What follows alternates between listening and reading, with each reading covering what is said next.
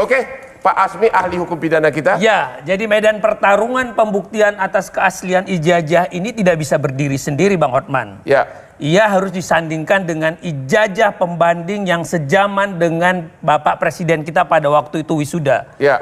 Jadi harus kita pahami prosedur penerbitan pada periode tersebut. Dan harus dibaca dengan standar administrasi pendidikan pada masanya. Ya. Tapi dalam hal ini juga saya ingin meletakkan ada 3 bentuk tanggung jawab. Yang pertama tanggung jawab pidana siapapun pelaku yang membuat, yang artinya membuat perbuatan dan keadaan tak pemalsuan, kerusuhan atau menggunakan surat palsu pada akhirnya nanti. Itu adalah tanggung jawab secara pidana. Kedua, ada tanggung jawab administratif yang menurut saya KPU, KPUD itu juga harus punya tanggung jawab administratif. Ya. Dan yang ketiga, tanggung jawab secara politik, lembaga politik atau partai politik pengusung pada waktu itu juga, ini juga harus dimintai. Gitu loh, Ya. itu kan banyak orang-orang pintar di 3 lembaga tadi. Tapi lagi-lagi yang saya bilang tadi, kenapa ini diromantisasi sampai panjang? Sebagai ahli pidana, apa saran Anda kepada penyidik? Karena ini ditonton oleh 300 juta kasus ini. Apa saran Anda kepada penyidik? Penyidik naik 1 tingkat, transparansi atas prosedural dan fase penyelidikan dan penyidikan ini termasuk apa perdebatan dalam yang tadi yang gelar perkara khusus. Anda tetap berpendapat secara logika manusia normal tanpa sarjana hukum pun kalau ada asli berarti, kalau ada palsu berarti harus ada asli. Betul. Ya. Jadi itu menjadi elemen kunci karena dia bisa nampak secara fisik, ya fisiknya harus ada. Kalau memang toh polisi membawa ya ke hadapan 2 kubu ini, kubu Roy Suryo, kubu Jokowi, dan ada faktanya, mungkin Roy Suryo saya akan nerimo. Begitu ya? Pasti. Jadi tergantung, Bang. Iya. Jadi kita akan lihat, karena kan pada pelaksanaan gelar itu terdiri dari paparan tim penyidik, setelah itu ada tanggapan daripada peserta gelar, Ya. terus kita lihat pendalaman diskusi yang terkait dalam penyidikan tersebut, sampai sejauh apa ruang yang diberikan oleh penyidik dalam diskusi permasalahan terkait. tapi sedalam apapun kalau asli tidak ada ijazah bagaimana? Ya itu tadi kesimpulan gelar perkara dan kelanjutan hasil perkara seharusnya kalau objektumnya tidak ada, stop dong. Oke para pemirsa, demikianlah akhir dari diskusi kita malam ini. Ternyata inilah pertama kasus ijazah mudah tapi rumit. Dan publik berharap apakah bakal nongol ijazah asli. Karena secara jurisprudensi Mahkamah Agung, semua ahli hukum mengatakan bahwa memang untuk membuktikan adanya surat palsu harus bisa ditunjukkan aslinya. Demikianlah akhir dari diskusi kita malam ini. Jangan lupa nonton Hot Room setiap hari Rabu jam 9 malam. Hanya di Hot Room dengan hostnya yang paling ganteng. Ya, oke teman-teman, selamat datang kembali di channel ini. Kasus ijazah Pak Jokowi masih menjadi perdebatan teman-teman, dan di sini sudah mulai terang benderang ketika Hotman Paris mulai turun tangan untuk membongkar ijazah Pak Jokowi. Kita tahu betul bagaimana perjalanan dari Hotman Paris sebagai pengacara kondang yang memang sangat disegani di Indonesia teman-teman, dan bahkan bukan hanya di Indonesia, Hotman Paris ya sudah mendunia. Nah jadi makanya ketika Hotman Paris mulai membahas bagaimana dengan ijazah Pak Jokowi, maka tentu akan semakin dekat bagaimana pembuktian ijazah Pak Jokowi. Walaupun sampai sekarang sudah kasus ini sudah berjalan bertahun-tahun teman-teman, tapi ya ijazah Pak Jokowi belum juga ditunjukkan. Tetapi ketika Hotman Paris mulai membahas ini, maka tentu akan membuat ijazah Pak Jokowi nantinya akan ditunjukkan ke hadapan publik di persidangan teman-teman. Nah, di sini dikatakan polemik ijazah Jokowi, Bon Jovi kritik UGM karena ajukan gugatan putusan KIP melalui jalur PT UN. Nah, teman-teman, di sini dikatakan bahwa kelompok bongkar ijazah Jokowi, Bon Jovi merespon langkah Universitas Gadjah Mada UGM pada Jumat 8 Mei. Nah, teman-teman, bongkar ijazah Jokowi atau disingkat Bonjowi ini ya sudah lama teman-teman selalu menggugat ijazah Pak Jokowi di PN Solo teman-teman, dan tentu mereka tidak akan menyerah dalam hal ini.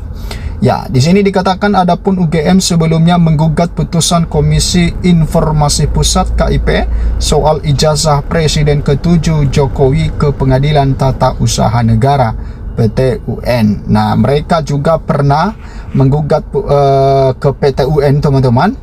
Nah, menurut Bonjowi langkah tersebut salah alamat, sebab seharusnya UGM menggugat ke Pengadilan Negeri bukan ke PT UN. Nah, memang perdebatan terjadi di kasus ijazah Pak Jokowi ini dan tak berkesudahan teman-teman, karena masyarakat semakin juga penasaran bagaimana dengan kasus ini yang semakin berlarut-larut tak ada penyelesaian.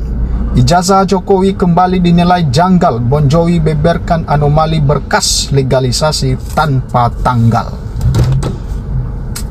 Nah, di sini dikatakan gerakan bongkar ijazah Jokowi atau Bonjowi yang membeberkan sejumlah temuan terkait kejanggalan ijazah sarjana Presiden ke-7 Republik Indonesia Joko Widodo atau Jokowi. Temuan ini diungkapkan oleh perwakilan Bonjowi Samsudin Alimsyah saat menyerahkan jawaban atas keberatan Universitas Gadjah Mada UGM di Pengadilan Tata Usaha Negara PT UN Jakarta Jumat 8 Mei 2026. Kemudian teman-teman, Samsudin mengungkap bahwa beberapa kejanggalan fisik berdasarkan dokumen yang diterima dari Komisi Pemilihan Umum atau KPU. Nah, kemudian teman-teman, salah satu pada bagian legalisasi ijazah yang menggunakan tinta merah dan tanpa keterangan tanggal, yang menilai hal tersebut melanggar aturan Permendikbud. Samsudin menjelaskan bahwa dalam aturan Permendikbud 2024, legalisasi ijazah wajib mencantumkan tanggal. Ya, tidak hanya itu teman-teman, nama terang dan NIP atau NIP dari tertanda legalisasi wajib dicantumkan. Nah, ia juga menyoroti ketidakkonsistenan dari data formulir data riwayat hidup Jokowi. Ya, ia membandingkan data di KPU Solo yang lengkap dengan data di KPU RI dan DKI Jakarta. Teman-teman, menurutnya terdapat kolom tahun pendidikan yang kosong tidak terisi. Anomali lain yang disoroti olehnya adalah ketiadaan fisik ijazah pendidikan dasar dalam berkas pencalonan di KPU. Teman-teman, diketahui sebelumnya Komisi Informasi Pusat KIP mengabulkan sebagian gugatan sengketa yang diajukan oleh Leoni, Lydia, Lukas Luwarso, dan Herman yang tergabung dalam Bonjowi. Kemudian sesuai amar putusan, pemohon mendesak UGM sebagai termohon untuk segera mencari dokumen yang telah dinyatakan sebagai informasi publik. Nah, teman-teman, memang kejanggalan-kejanggalan bermunculan dalam kasus ijazah Pak Jokowi ini, maka masyarakat tentu semakin penasaran akan bagaimana dengan kasus ini, teman-teman. Nah, jadi akhir-akhir ini ada pihak dari alumnus UGM, ya, di mana alumnus UGM ini juga ya menggugat ijazah Pak Jokowi, dan beda dengan yang lain teman-teman. Ini unik ya, karena dia menilai bahwa selama ini dalam kasus ijazah Pak Jokowi ya sidang demi sidang dilaksanakan, maka tidak pernah hadir ya Pak Jokowi dalam persidangan. Padahal kalau kita melihat bagaimana janji dari Pak Jokowi dulunya mengatakan bahwa akan menunjukkan ijazahnya ya bukan di sini tetapi nantinya di persidangan. Ketika hakim meminta dirinya untuk hadir di persidangan atau ketika ada sidang, maka dia ya akan hadir dan menunjukkan ijazahnya. Nah, dengan melihat itu mungkin ya sidang demi sidang dilaksanakan tapi tidak pernah hadir Pak Jokowi, yang hadir hanya kuasa hukumnya yang mewakili dia terus menerus. Nah, makanya muncul alumnus UGM ini untuk bisa ya memberikan atau menggugat Pak Jokowi, ya bukan soal keaslian ijazah Pak Jokowi, ya, tetapi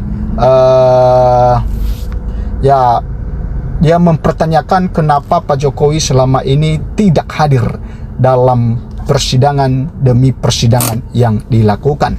Nah, jadi hal-hal tersebut yang sering dipertanyakan juga, dan ini sekarang alumnus UGM itu tampil untuk menggugat hal itu. Apakah nantinya setelah digugat hal itu ke pengadilan, teman-teman, ya bukan lagi fokusnya untuk asli atau tidak ijazah Pak Jokowi, tetapi ya dia mengatakan bahwa biarlah Pak Jokowi ya hadir dalam persidangan, ya, karena kalau tidak hadir dalam persidangan itu adalah tindakan ya dugaan melawan hukum. Nah, teman-teman silahkan memberikan komentar Anda, dan kita mengharapkan kasus ini segera selesai sehingga tidak berlarut-larut, sehingga masyarakat tidak ya terpecah belah oleh kasus ini.